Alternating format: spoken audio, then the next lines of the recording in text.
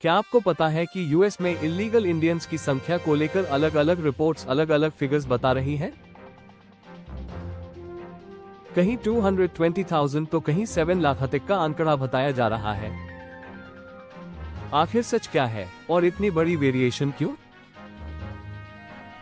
2016 के बाद illegal Indians की संख्या में शार्प डिक्लाइन क्यों आया और क्या 2024 में यह फिर से बढ़ सकती है?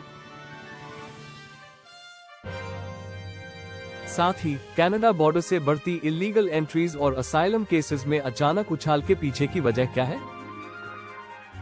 हाल ही में आई जॉन्स हॉपकिंस इंस्टीट्यूट की रिपोर्ट के मुताबिक यूएस में इल्लीगल तरीके से रहने वाले इंडियंस की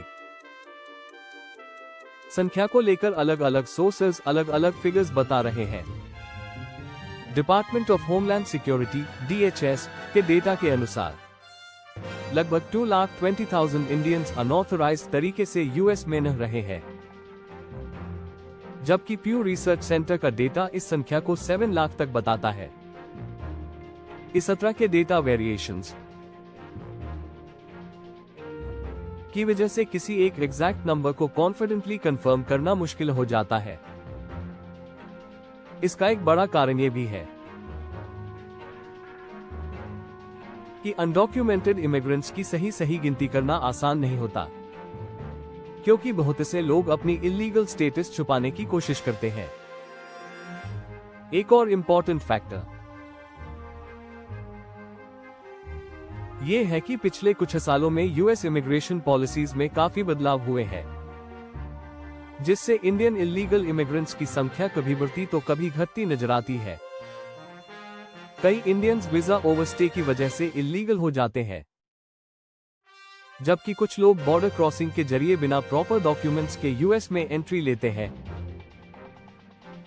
डिपोर्टेशन पॉलिसीज भी समय समय पर चेंज होती रहती है, जिससे यह अंदाजा लगाना मुश्किल हो जाता है कि कितने लोगों को आगे जाकर डिपोर्ट किया जाएगा। हालांकि एक बात तो क्लियर है कि यूएस में इल्लीगल तरीके से रह रहे इंडियंस की संख्या काफी सिग्निफिकेंट है और आने वाले समय में यूएस गवर्नमेंट की पॉलिसीज पर डिपेंड करेगा कि इन लोगों का फ्यूचर क्या होगा। खास तौर पर अगर इमिग्रेशन लॉज और डिपोर्टेशन रूल्स और स्ट्रिक्ट होते हैं, तो अधिक इंडियंस को वापस भेजे जाने की संभावना बढ़ सकती है। 2016 के बाद इल्लीगल इंडियन इमिग्रेंट्स की संख्या में कमी। जॉन्स हॉपकिंस इंस्टीट्यूट की रिपोर्ट के अनुसार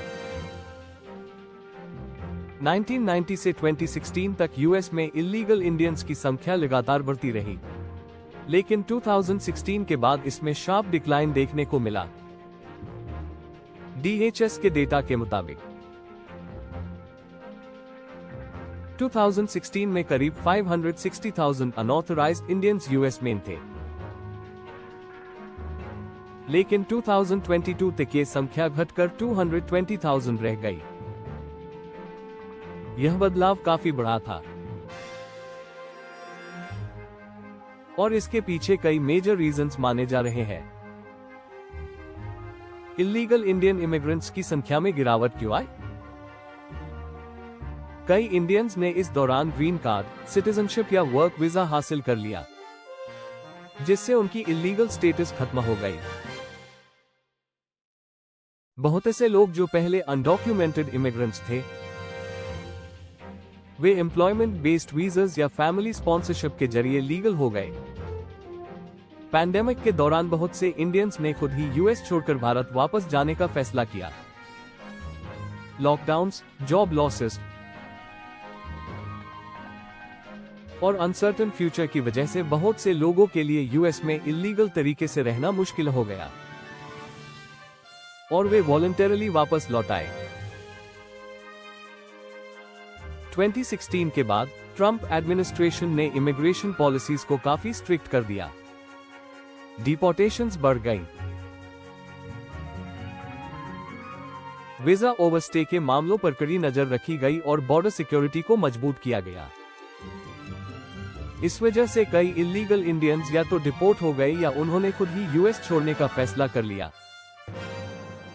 हालांकि ये डिक्लाइन का ट्रेंड अभी भी जारी रहेगा या नहीं, यह पूरी तरह से यूएस गवर्नमेंट की फ्यूचर इमिग्रेशन पॉलिसीज पर डिपेंड करेगा। अगर रूल्स और ज्यादा टाइटन होते हैं तो इलीगल इंडियंस की संख्या और कम हो सकती है, लेकिन अगर कुछ रिलैक्सेशंस मिलते हैं तो ये फिर से बढ़ भी सकती है। यूएस में इलीगल एंट्री के लिए दो मेजर बॉर्डर्स सबसे ज्यादा इस्तेमाल किए जाते हैं, सदर्न बॉर्डर मेक्सिको बॉर्डर और नॉर्दर्न बॉर्डर कनाडा बॉर्डर। 2020 तक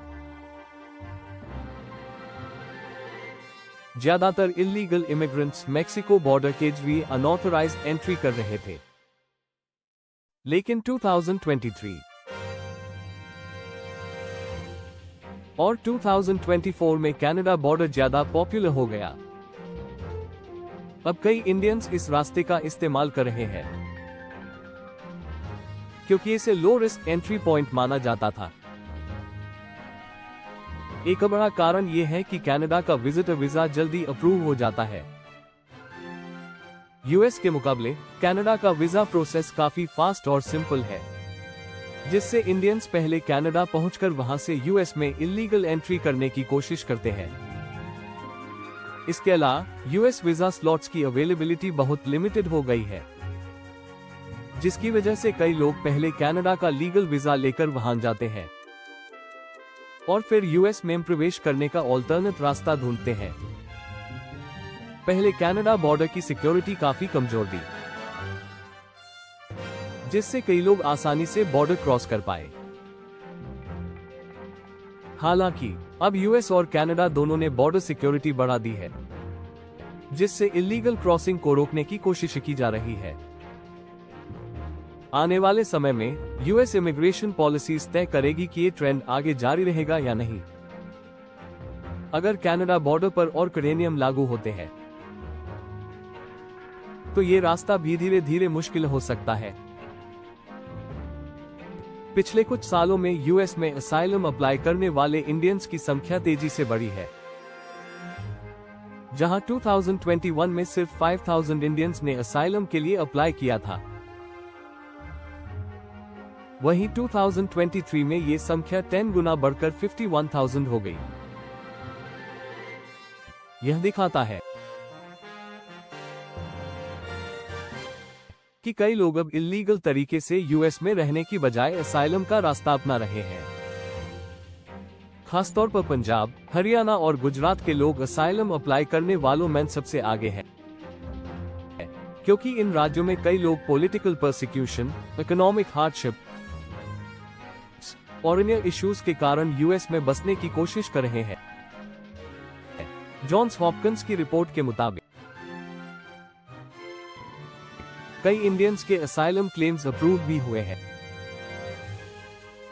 यह इस बात का संकेत है कि सभी केसेस फेक नहीं थे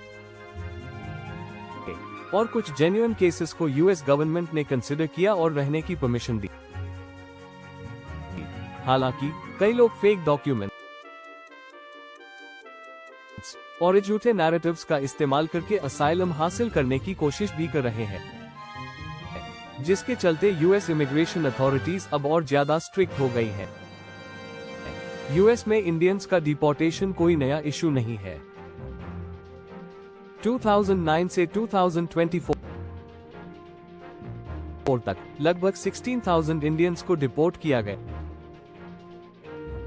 अगर अलग अलग एडमिनिस्ट्रेशंस की बात करें तो हर साल अप्रॉक्स 750 इंडियंस डिपोर्ट किए जाते थे। यह संख्या बढ़कर 1,500 पर ईयर हो गई, क्योंकि उस समय इमिग्रेशन पॉलिसीज काफी सिक थी। इस साल 2,300 इंडियंस को यूएस से वापस भेजा गया, जो अब तक का सबसे बड़ा नंबर था। अब सवाल यह है कि अगर ट्रंप दोबारा सत्ता में आते हैं तो क्या यह संख्या और बढ़ सकती है? कई इमिग्रेशन एक्सपर्ट्स का मानना है कि ट्रंप एडमिनिस्ट्रेशन के अगले टर्म में डिपोर्टेशन की संख्या और ज्यादा हो सकती है, क्योंकि उनकी स्ट्रिक्ट इमिग्रेशन पॉलिसीज पहले भी देखी जा चुकी है। क्या इतनी बड़ी संख्या में इंडियंस को डिपोर्ट करना पॉसिबल है? रिपोर्ट के मुताबिक चाहे अनऑथराइज्ड इंडियंस की संख्या 220,000 हो या 7 लाख, एक ही बार में इतने बड़े पैमाने पर डिपोर्टेशन करना प्रैक्टिकली पॉसिबल नहीं है। डिपोर्टेशन के लिए कई लीगल प्रोसेसेस और रिसोर्सेज की जरूरत होती है, और इतने मैसिव स्केल पर इसे शॉर्ट टाइम में एग्जीक्यूट करना काफी मुश्किल होगा। हालांकि ट्रंप एडमिनिस्ट्रेशन अगर फिर से सत्ता में आती है तो वे स्ट्रिक्ट इमिग्रेशन लॉज और बॉर्डर सिक्योरिटी पॉलिसीज को और टाइट कर सकते हैं। लेकिन मास डिपोर्टेशन अभी भी एक बड़ा चैलेंज रहेगा, क्योंकि इसमें legal barriers, human rights concerns और इंटरनेशनल रिलेशंस जैसे कई फैक्टर्स भी जुड़े होते हैं। जॉन्स हॉपकिंस की यह रिपोर्ट इमिग्रेशन को लेकर एक क्लियर पिक्चर देती है। इस रिपोर्ट के अनुसार इलीगल इंडियन इमिग्रेंट्स की संख्या 2016 के बाद कम हुई है। कनाडा बॉर्डर से अब ज्यादा लोग यूएस में इलीगल एंट्री कर रहे हैं। असाइलम केसेस काफी बढ़े हैं,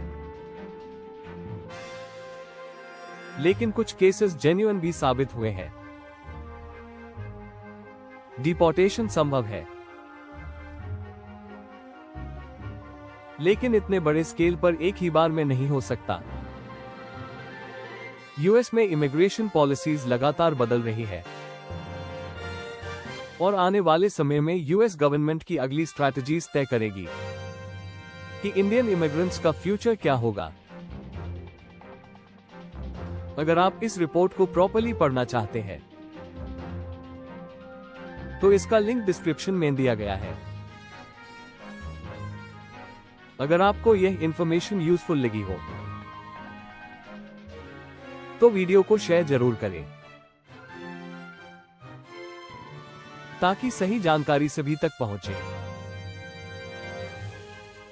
अगर आपके कोई सवाल है तो कमेंट में जरूर पूछें।